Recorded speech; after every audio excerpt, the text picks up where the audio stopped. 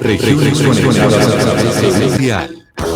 a partir de este momento, Oscar Montes, Ana Cristina Restrepo, Hugo Mario Palomar, Valeria Santos, Gonzalo Lázari, Rodrigo Pombo y Camila Zuluaga analizan y debaten el tema del día. Colombia está al aire. Son las 12 del día, 15 minutos. Seguimos conectados aquí en Mañanas Blue cuando Colombia está al aire después de las noticias del mediodía. Llegamos entonces a nuestra entrevista de hoy, la que hemos venido anunciando desde muy temprano, y es la del ministro de Hacienda, Alberto Carrasquilla. ¿Por qué razón? Porque hay muchas preguntas con el ministro Carrasquilla. Se ha hablado de una reforma tributaria que se va a llevar a cabo el próximo año.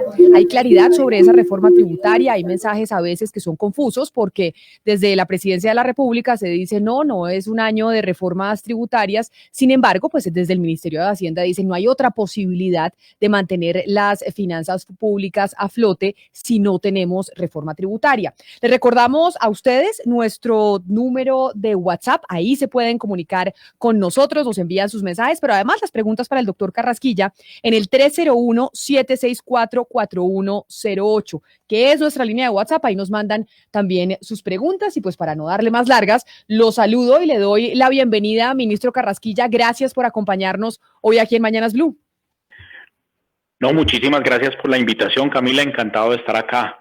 Mire, ministro, antes de empezar a preguntarle por la reforma tributaria, sí le quiero preguntar cómo está en este 2020, que pues usted ha sido uno de los más atacados pues por todo el mundo, porque la situación financiera pues ha estado compleja y usted es la cabeza del Ministerio de Hacienda y los periodistas no hacemos sino quejarnos que usted por qué no aparece, que usted parece mudo, etcétera, etcétera. ¿Cómo va en este 2020?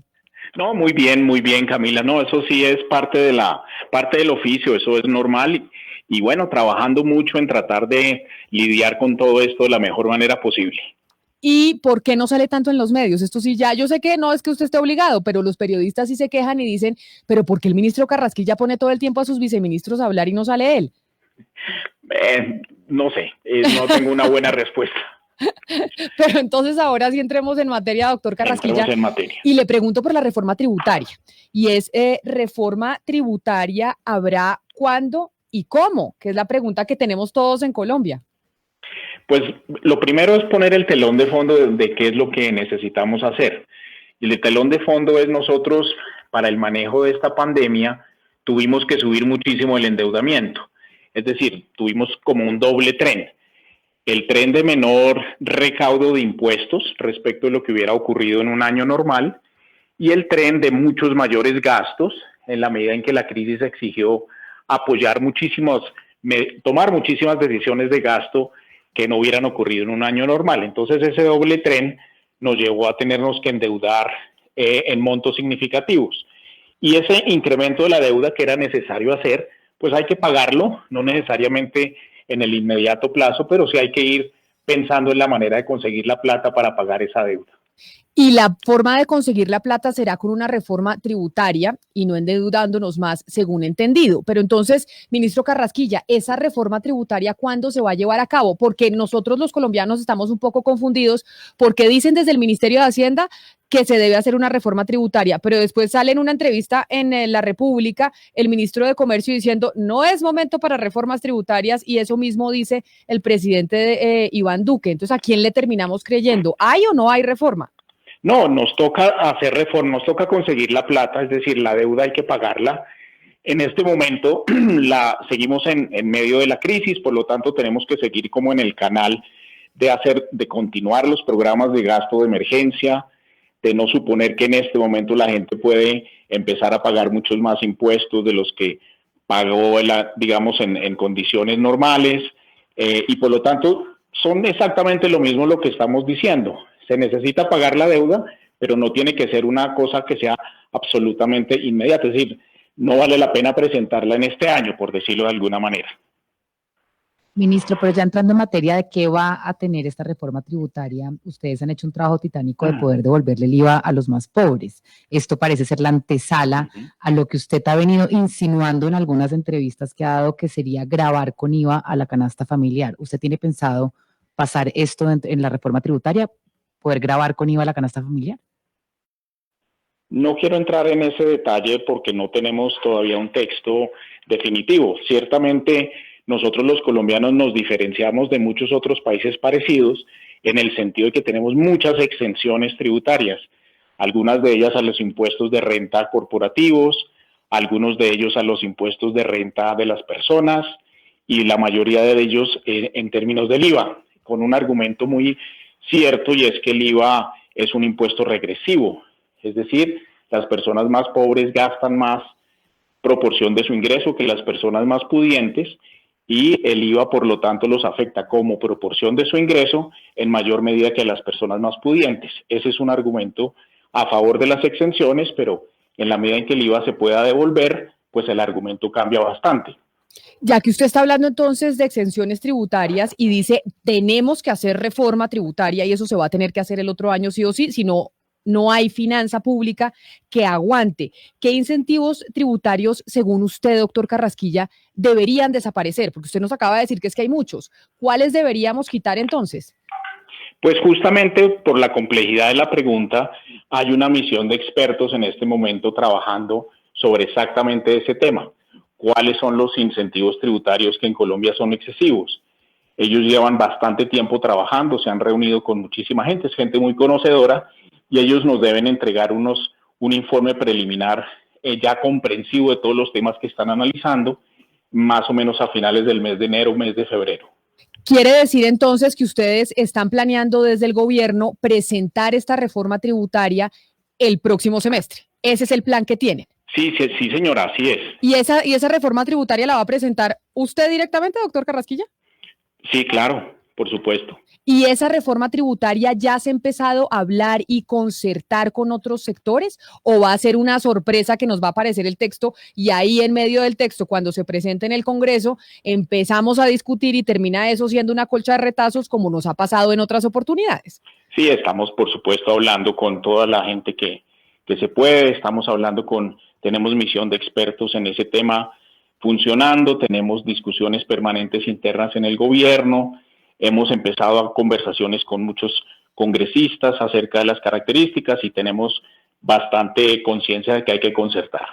Pero entonces, si usted es el que va a presentar esa reforma tributaria, ¿quiere decir, ministro Carrasquilla, que usted no se va para el Banco de la República, que no tiene ese plan de irse para el Banco de la República como tanto se ha hablado?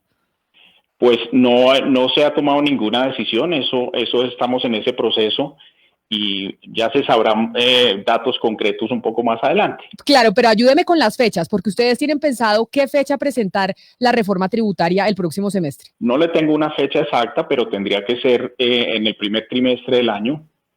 Tendría que ser el primer trimestre del año. Y si usted se fuera para el Banco de la República, saliera elegido, ¿cuándo se iría para el banco?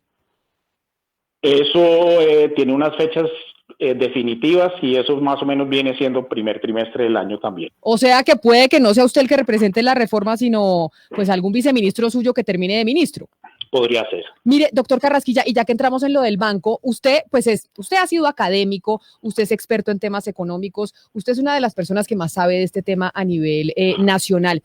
¿Se ve bien para las calificadoras de riesgo que directamente pase el ministro de Hacienda de un gobierno a ser la cabeza del emisor, a ser la cabeza de un banco central? Eso, si usted lo estuviera analizando, no de Colombia, sino de otro país, ¿cuál sería la forma en que lo verían los inversionistas y sobre todo las calificadoras de riesgo? Pues no soy calificadora de riesgo, no sabría contestar bien la pregunta. Pero doctor Carrasquilla, usted sabe porque usted sabe de economía y sabe de analizar mercados, no me diga que no. Pues depende de muchas cosas, depende del país, de la circunstancia, qué sé yo. Pero, mejor dicho, pero si está bien visto o no está bien visto o no tiene nada que ver o eso no importa que pase un ministro de un gobierno directamente a ser la cabeza de un banco central cuando se supone que el espíritu de los bancos centrales es precisamente la independencia. Pues depende del banco, depende del ministro, depende de la persona, eso no creo que haya una respuesta general. Pero usted está confiado en que sí se va para allá. ¿Perdón? ¿Usted está confiado en que sí se va para el Banco de la República y va a estar allá a la cabeza y lo podríamos estar entrevistando en un futuro no como ministro de Hacienda, sino como director del banco? Podría ser, sí. Bueno, doctor Carrasquilla, no le pregunto más sobre el tema del Banco de la República para no incomodarlo, pero hablando de La Plata, reforma laboral, también se tiene, y estamos hablando de reforma laboral porque pues uno de nuestros problemas es el desempleo. ¿Reforma laboral habrá? ¿Habrá reforma laboral también el otro año, cree usted? ¿Y cómo y cuándo? Pues en este momento, Camila, hay una misión de empleo, se llama misión de empleo, que ya ha tenido muchísimas mesas de trabajo, obviamente con el sector sindical, con el empresariado, con muchísimos grupos empresariales individuales con problemas específicos en ese frente, y se está construyendo unos consensos para tratar de responder el desafío que tiene nuestro mercado laboral, que es inmenso. No solamente la tasa de desempleo, sino también la enorme tasa de informalidad que tenemos, y no solamente, segundo capítulo, no solamente derivado del COVID, sino que tenemos unos problemas estructurales.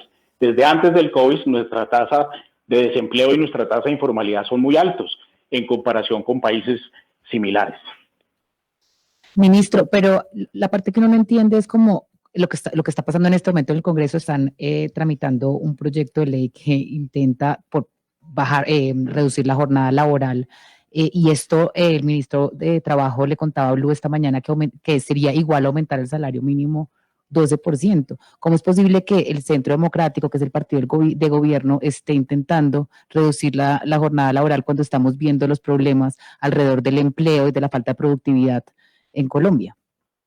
Pues digamos que yo no he leído con el suficiente cuidado esa propuesta, todavía no la he estudiado como para tener una idea de fondo, pero yo creo que una de las rigideces que hay que mirar en Colombia es la dificultad para hacer contrataciones, digamos, por horas, o contrataciones que se adecúen a las cambiantes necesidades de la producción nacional, que no son Ministro, uniformes. pero sí es importante que usted le aclare al país si ustedes como gobierno y usted como ministro de Hacienda apoyaría el proyecto de ley del expresidente Álvaro Uribe Vélez en reducir la jornada laboral en este momento, justamente pues cuando conocemos la productividad negativa. Pero no hay mucho que estudiar alrededor de entender si reducir la jornada laboral en un país como Colombia en este momento con la productividad que tiene sería bueno para la economía o no. Pues tenemos un desempleo que todavía está en el 14 o 15%, creo que vamos por partes. La primera parte es resolver el problema estructural de desempleo, el segundo, resolver el problema coyuntural de desempleo y analizar todas las propuestas que haya sobre mercado laboral, sobre la base de ir resolviendo esos problemas uno por uno. Y hablando precisamente de propuestas, nosotros la semana pasada hablábamos de una carta que firmaron varios economistas importantes del país proponiendo precisamente para la reducción del desempleo que hubiera una posibilidad de pagar solo el 80% del salario mínimo de manera temporal a los nuevos empleados. Usted me imagino que leyó esa carta, doctor Carrasquilla, ¿y qué opina de esa propuesta? Me parece que es adecuada para el momento, no es adecuada, digamos, estructuralmente, pero en este momento donde tenemos un desempleo, sobre todo en la parte del desempleo juvenil, tan alta, tan atípicamente alta, incluso más alta que nuestra tasa estructural de desempleo juvenil, pues me parece muy adecuado que miremos todas las posibilidades y no nos cerremos a ninguna. Esa es una excelente iniciativa. Bienvenida sea. Esa iniciativa, doctor Carrasquilla, que pusieron varios economistas sobre la mesa, que es el 80% del salario mínimo para los primeros empleos, además que se permita tener un pago especial de temas de pensiones, evitar el pago a las cajas de compensación familiar, no para todos los trabajadores, sino para aquellos que sean contratados por primera vez. ¿Eso estarían pensando desde el gobierno en incluirlo en una posible reforma laboral con miras a disminuir el desempleo? Pues no he hablado con el ministro de Trabajo ni con el presidente sobre este tema. Simplemente está en una etapa exploratoria toda una serie de propuestas. Estamos en medio de una discusión con la misión del mercado laboral. Bienvenidas todas las iniciativas, pero no podría sacar una conclusión en este momento de si el gobierno como un todo iría con eso o no iría con eso en un proyecto de ley. Y ya que estamos hablando del empleo, estamos en este momento en negociaciones en mesas de concertación sobre el salario mínimo para el próximo año. Usted, como economista, doctor Carrasquilla, que conoce los mercados, que conoce el funcionamiento de la economía colombiana, ¿cuánto cree que debería aumentar el salario mínimo? Pues yo creo que los criterios de que aumente con la inflación son muy sensatos. Los criterios de que aumente con los mejores estimativos que podamos de productividad son muy sensatos. estructuralmente, pero para este año en específico y con esta situación coyuntural, me parece que la mesa de concertación debería examinar también en qué puede colaborar eso para reducir las presiones que tiene nuestro mercado laboral de coyuntura y también pensar un poco en la población informal. Ministro Carrasquilla, ministros más técnicos, pero también más académicos que usted difícil encontrar. Y por eso en la introducción Camila Zuluaga decía que usted es de las personas más notables en el mundo de la economía. Yo quisiera también acudir un poco a esa experiencia académica para preguntarle si la reducción de la jornada laboral o la reducción del salario mínimo en un 20% tiene sustento, por lo menos académico, teórico, de que eso generará más empleo y sobre todo más formalidad en el empleo. Mire, afortunadamente sobre eso hay bastantes estudios en el país y para actualizar esos estudios o para meterle ideas nuevas hay toda una misión de empleo que está justamente resolviendo esas preguntas de una manera técnica. Los estudios que existen dicen muchas cosas. Dicen, por ejemplo, el salario mínimo legal en Colombia respecto del salario promedio de la economía y respecto de la productividad de la economía es de los más altos del mundo. No que sea alto en términos de su capacidad adquisitiva, sino que es alto en relación con la capacidad real de pago del país. Por esa razón, muchísima gente en Colombia, el 40-50%, que está trabajando en condiciones de normalidad, no estoy hablando en este justo momento, sino digamos a finales del año pasado, más o menos la mitad de la gente en el mercado laboral, de las 22 millones de personas, recibían como remuneración una suma de dinero inferior a ese salario mínimo legal. Eso es una paradoja que es necesario pensar, que mucha gente lo ha pensado y que hay estudios que muestran que eso es perjudicial para la generación de empleo formal. Pero esos estudios como por ejemplo los que ha liderado con enorme felicidad Fede Desarrollo, ministro, se ubican mucho por regiones, es decir, la posibilidad de generar salarios asimétricos de acuerdo y de conformidad ¿a qué? A la producción de las regiones. Pero en términos generales, como sablazo general, reducción 20% del salario mínimo a nivel nacional, ¿no es un tanto antitécnico?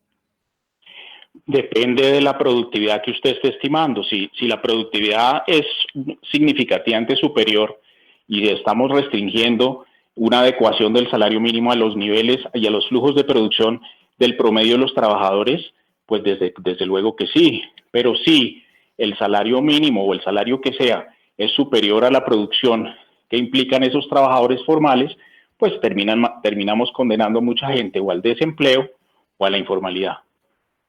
Ministro, cuando usted se posicionó como ministro de Hacienda, lo primero que hicieron fue pasar a una reforma tributaria que alivió la carga a las empresas, una reforma que fue criticada porque también aumentó el hueco fiscal.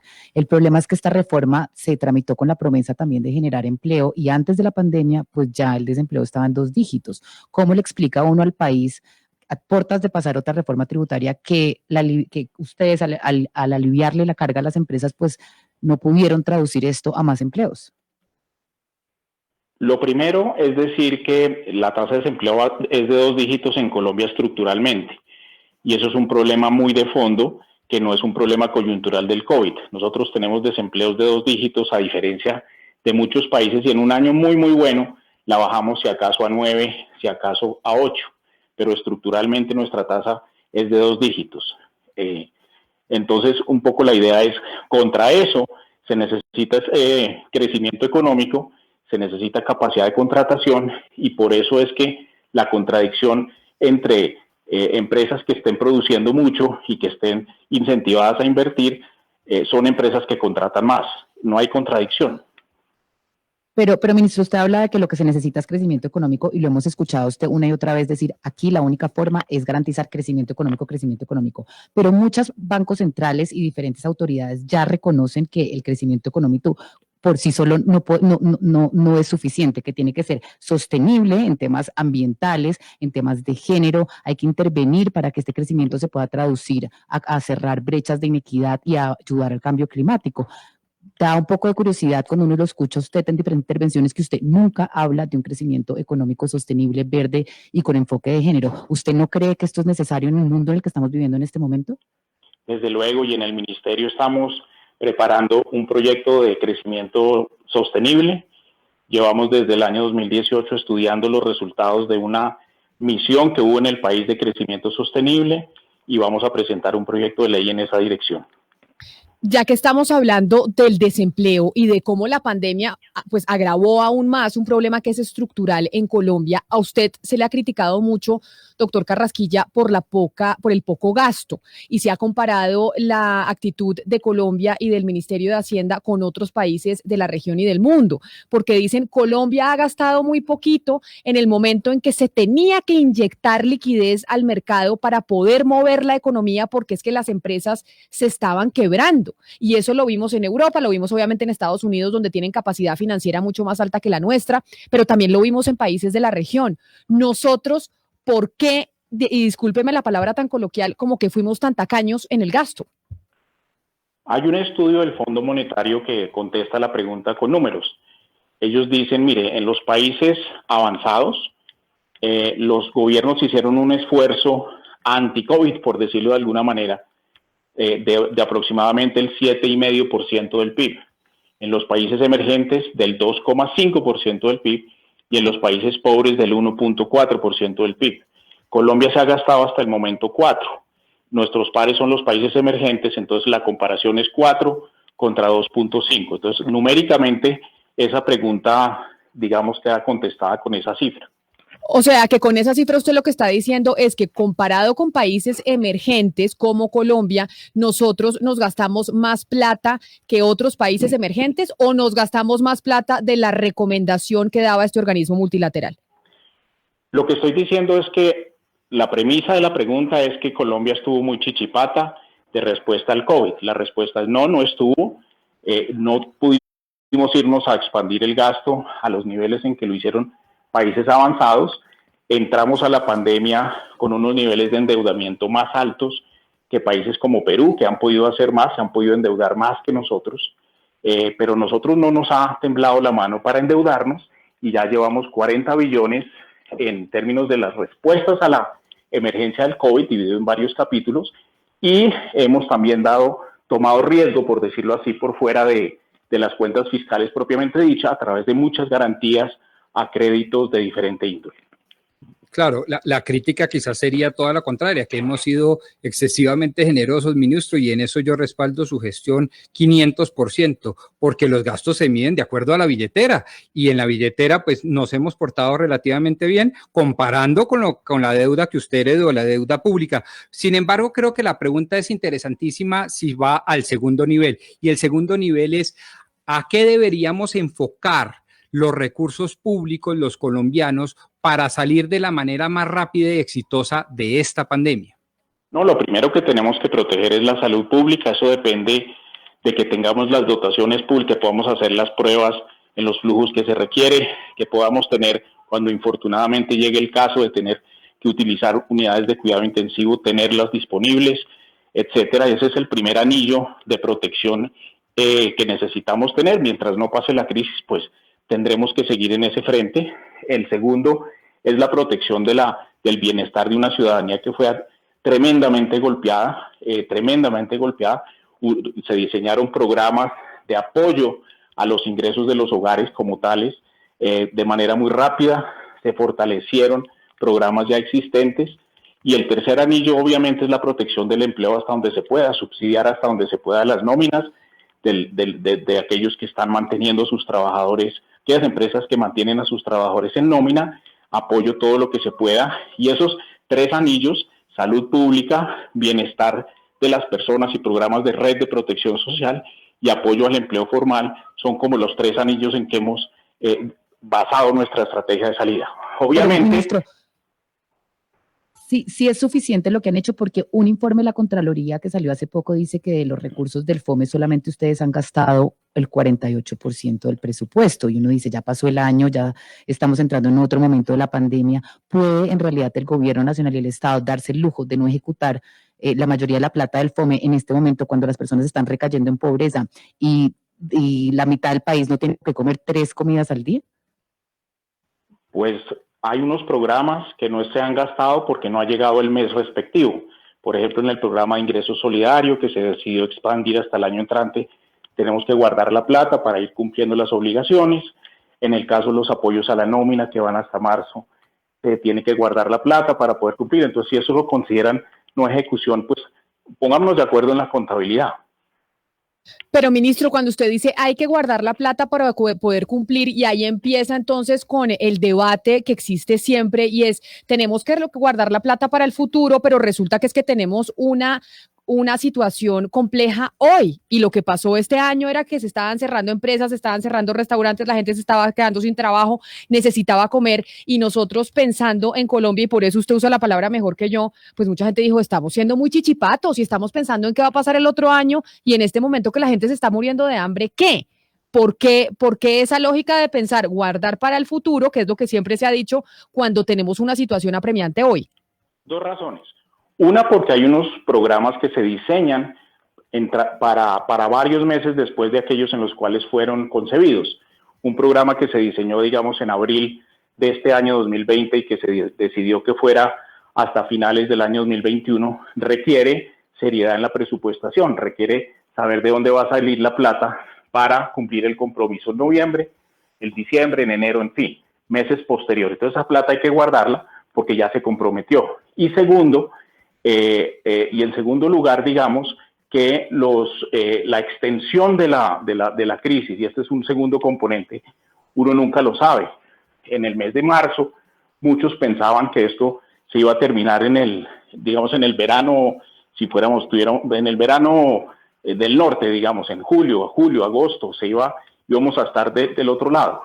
No fue así, y esa incertidumbre respecto de algo tan incierto como es esta pandemia, pues nos obliga también a no gastar todos los cartuchos el primer día. Claro, pero está de acuerdo que usted va en contravía de lo que están haciendo los países desarrollados en el mundo, un poco desafiando ese dogma económico con el que hemos vivido siempre, y es que pues tenemos que tener cuidado con el gasto. En medio del coronavirus, ese dogma del cuidado con el gasto, usted lo ha visto en el planeta entero, pues, y sobre todo en Europa y Estados Unidos no se está aplicando, porque dicen necesitamos gastar ya, necesitamos meterle plata a la economía ya. Entonces, ¿ellos lo están haciendo mal y nosotros bien, o cómo? No, ambos estamos haciendo lo mismo. Nuestra deuda al entrar a la crisis era del orden del 50% de nuestro ingreso. A la salida de la crisis va a ser el 65% de nuestro ingreso.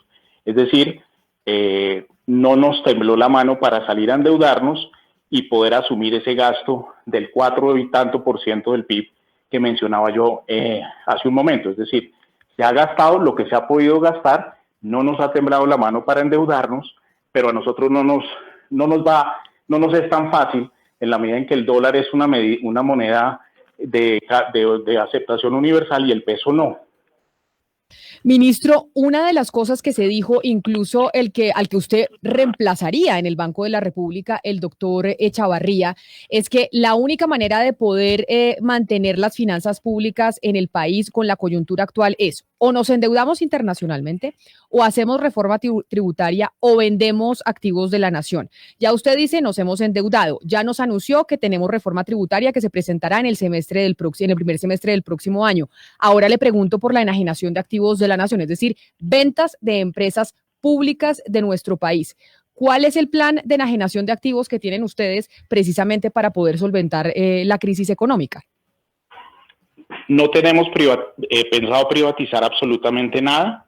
Sí tenemos pensado diferentes maneras de utilizar mejor el capital público, es decir, las acciones que tiene el gobierno nacional en muchas empresas. Pero entonces, ¿eso qué significa? Hágame la traducción. Que no vamos a privatizar nada. ¿Y cómo se hace entonces mejorar la participación que tiene el gobierno en esas empresas? Pues usted es profesor, fue decano de Economía de los Andes. Cuando un alumno le pregunta como yo, profesor Carrasquilla, tradúzcame eso porque no le entendí. Estamos mirando diferentes opciones de tratar de que la dispersión de acciones que tiene el gobierno por todo lado se puedan usar de mejor manera.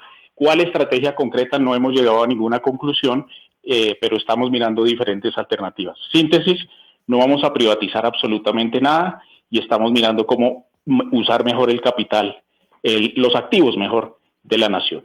Ministro Carrasquilla, yo me quiero devolver a una pregunta que le hicieron mis compañeros al principio de esta entrevista cuando estábamos hablando del tema del empleo, que le hizo mi compañera Valeria sobre la propuesta de la que habló incluso el expresidente Álvaro Uribe sobre reducir la jornada laboral a 40 horas. Me dicen aquí mis compañeros de la mañana en Blue Radio que el ministro Ángel Custodio Cabrera habló con ellos más temprano y cuando le preguntaron precisamente sobre esa propuesta de la reducción de la jornada laboral, la respuesta del ministro Cabrera es que ya ustedes desde el Ministerio de Hacienda habían dado un concepto negativo a ese proyecto del expresidente Álvaro Uribe. Entonces, al fin, ¿qué? ¿Enviaron concepto negativo o todavía no lo han estudiado, doctor Carrasquilla?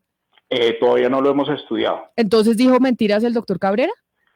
Pues no sé si dijo mentiras porque no lo escuché, pero nosotros no hemos terminado de estudiar esos, es que lo estamos tomando como un bloque de medidas para el mercado laboral. Entonces no hemos llegado a unas conclusiones. No, claro, le pregunto porque es que quedé confundida como la misma manera que quedó confundida con la reforma tributaria, que un lado dicen una cosa, otro sector del gobierno dice otra. Esta mañana Ángel Custodio Cabrera dijo, recibimos concepto negativo del Ministerio de Hacienda sobre esa propuesta de reducir la jornada laboral a 40 horas. Y usted nos dice, yo no lo he estudiado. Entonces, ¿cómo puede haber concepto negativo sobre ese proyecto si usted dice que ni siquiera lo ha estudiado? Yo no lo he estudiado, no sé si el ministro ha leído en concreto una opinión sobre un proyecto de ley que yo no he mirado, porque es la verdad, yo no lo he mirado. Entonces, quedamos así. ¿Pero existe la posibilidad de que lo haya hecho alguno de sus viceministros? No lo sé.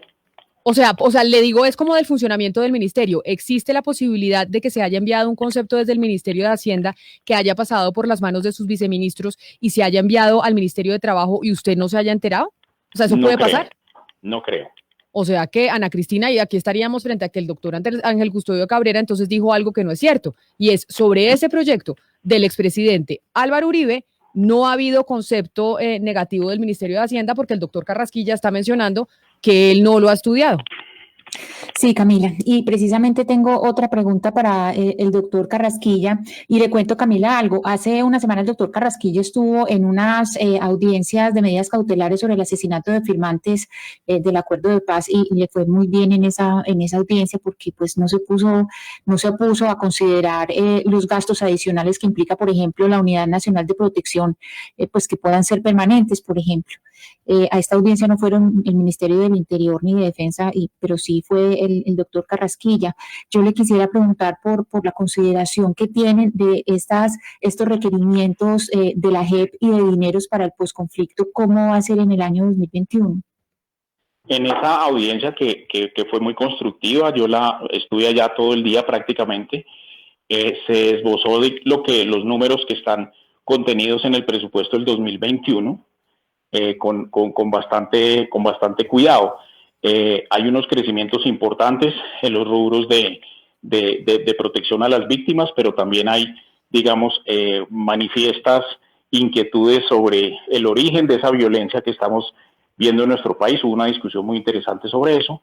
Yo me limité a la parte presupuestal y esos números están pues en el presupuesto nacional, pero la discusión, usted tiene toda la razón, fue muy importante para el país y muy bienvenida. Este es uno de los más importantes temas, ministros, entre otras cosas, porque después de haberse celebrado el acuerdo de La Habana, se empezaron a echar los números y, de nuevo, cito a Fedesarrollo, pero sobre todo al exministro Junguito, que usted bien lo conoce, y más o menos le sacaron números a 2 puntos, el capítulo 1 y el capítulo 4, 148 billones de pesos, lo que llevaría a que más o menos cada año nos gastaríamos los colombianos 9 billones de pesos en la aplicación de estos 2 capítulos del Acuerdo de La Habana. ¿Hay plata para eso después de la pandemia, ministro? No, tenemos que programar a mucho. Eso es un proyecto de Estado, es un proyecto de mediano y de largo plazo. El respaldo presupuestal para algo tan importante para esta sociedad, pues tiene que darse en un entorno de largo plazo y no podemos hablar, digamos, en una anualidad específica. Vamos a tener dificultades en algunas, posibilidades en otras, pero esto es un propósito de Estado y así tiene que ser. Ministro, hay mucha preocupación en la ciudadanía y en Colombia, hay muchas quejas acerca del papel que jugaron los bancos y están jugando los bancos en esta pandemia. Existe como la creencia de que los bancos ganaron muchísima plata en esta pandemia y no arriesgaron mucho. Cuando uno analiza un poco al principio de la pandemia las garantías que estaba entregando el gobierno nacional, pues uno veía que al final ustedes ponían la garantía como gobierno y el banco igual no prestaba y no le prestaba a muchas personas. Y aquí entrevistamos a muchas personas en donde nos decían, es que a mí no me prestaron la plata. ¿Qué es lo que pasó con los bancos en este momento y por qué decidieron entonces finalmente decirle a Bancoldex, preste usted directamente? ¿Los bancos no estuvieron a la altura en esta pandemia? Pues dos cosas. Uno, los bancos sí se movieron muy rápidamente, pero es comprensible que, sobre todo al comienzo de la crisis, hubiera cierta cautela y cierto temor y cierta menor apetito a tomar riesgos con los dineros, porque al final del día los dineros que prestan los bancos son dineros fundamentalmente de sus ahorradores.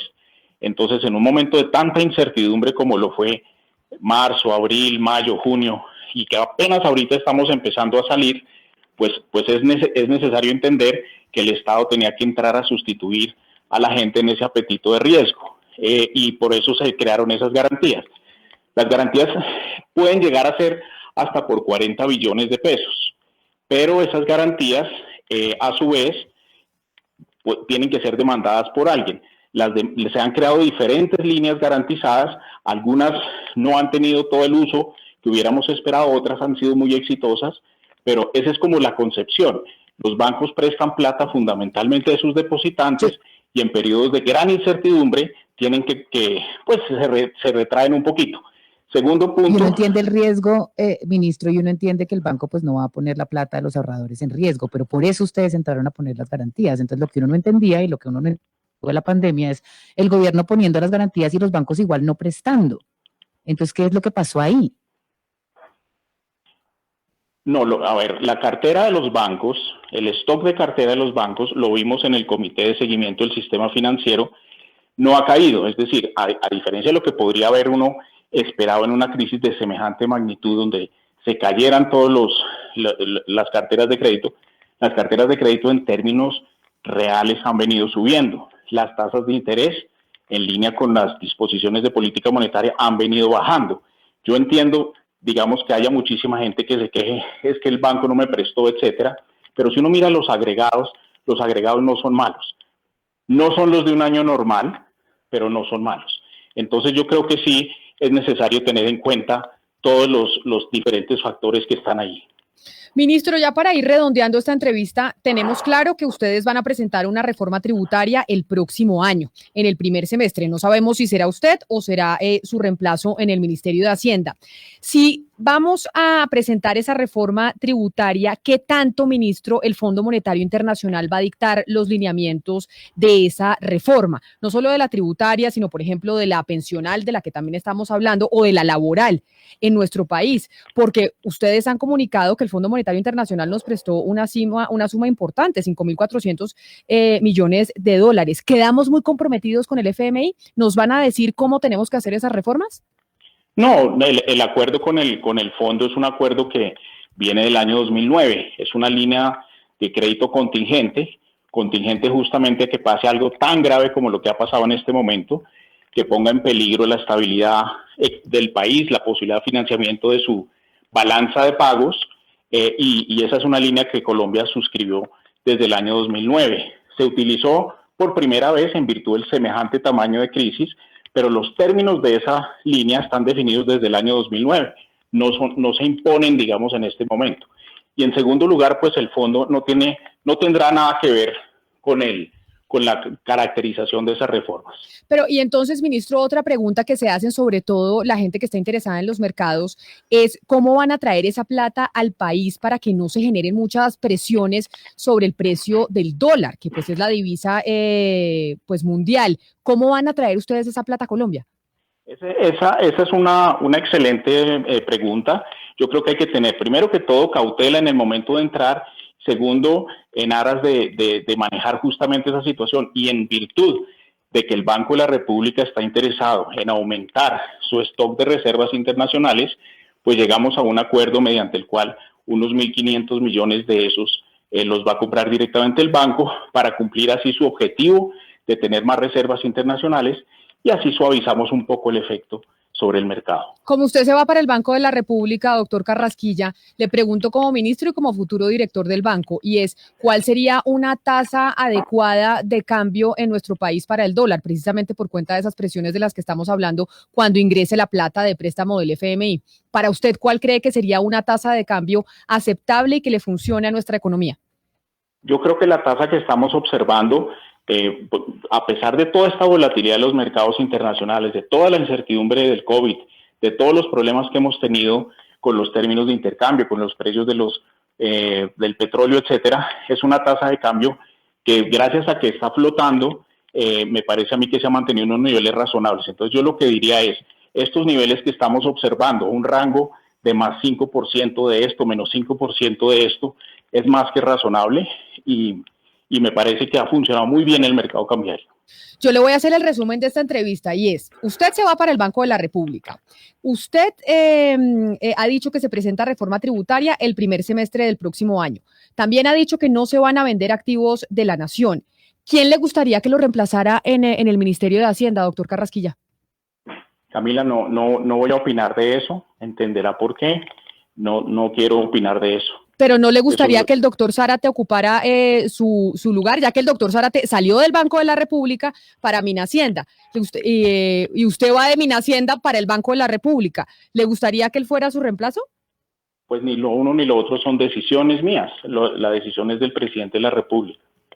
Claro, pero usted puede responder si le parece quién podría ser un buen reemplazo para usted, doctor Carrasquilla, y por eso le preguntaba lo del viceministro Zárate, y como él ha venido estando hablando en los últimos días, pues tal vez podría ser un buen reemplazo suyo. Pues eso no es mi decisión, eso no tengo nada que decir sobre eso.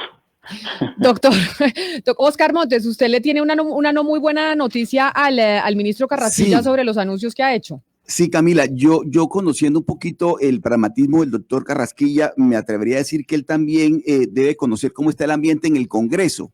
Para un año preelectoral, doctor Carrasquilla, medírsele a 3 reformas tan importantes y tan trascendentales: la tributaria, la laboral y la pensional. ¿Usted sí cree que hay ambiente en el Congreso de un año preelectoral para meterse en estas empresas los congresistas? Yo creo que, digamos que si se plantea una reforma de la política social, digamos que es muy costoso para un congresista en cualquier año, pero sobre todo en un año electoral, discutir temas que la ciudadanía a veces no entiende. Es decir, la gente le gusta cuando le prestan plata, pero no cuando toca pagar. Cosas de ese estilo, y como viene un periodo que nos toca pagar unas deudas que adquirimos, pues muchas de las cosas van a ser impopulares, pero el punto de fondo es que también estamos pensando en grande en términos de la política social de este pero país. Digamos, usted conoce muy bien el Congreso, doctor Carrasquilla. ¿Usted de verdad sí cree que estas reformas, las 3, las va a sacar adelante el gobierno? La verdad. Yo creo que sí, por supuesto, si no trabajaría con tanto entusiasmo como trabajo. Y qué bueno que trabaje con tanto entusiasmo. Doctor Carrasquilla, la última pregunta antes de que se vaya, porque ya le escuchamos el celular que le está sonando. ¿Usted es capaz de comprometerse y de garantizarle a los colombianos que su llegada al Banco de la República no va a implicar una falta de independencia de ese emisor, del órgano central de la economía de nuestro país? Que esa relación que muchos están temiendo de que usted directamente del gobierno pase al Banco de la República pueda ser contraproducente, ¿usted se compromete con que eso no será así? Esa no es mi decisión, Camila. Esa decisión no la tomo yo.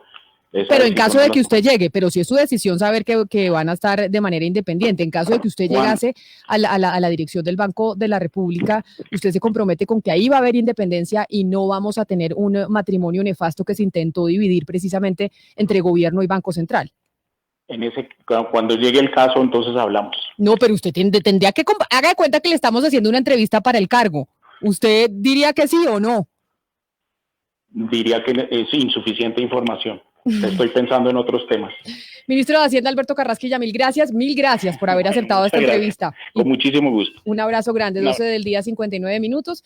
Pues bueno, lo más probable es que el ministro Carrasquilla sí termine en el Banco de la República, y la gran pregunta es sobre la independencia entonces de ese ente emisor. Vamos a hacer una pausa y ya regresamos con Meridiano Blue, que tiene muchas noticias. A ustedes, gracias por habernos enviado todas sus preguntas a nuestra línea de WhatsApp, que ahí las tuvimos en cuenta como insumos precisamente para hacer esta entrevista. Nos vemos nuevamente el miércoles. Feliz Día de las Velitas. En Medicamentos Colmed sabemos que...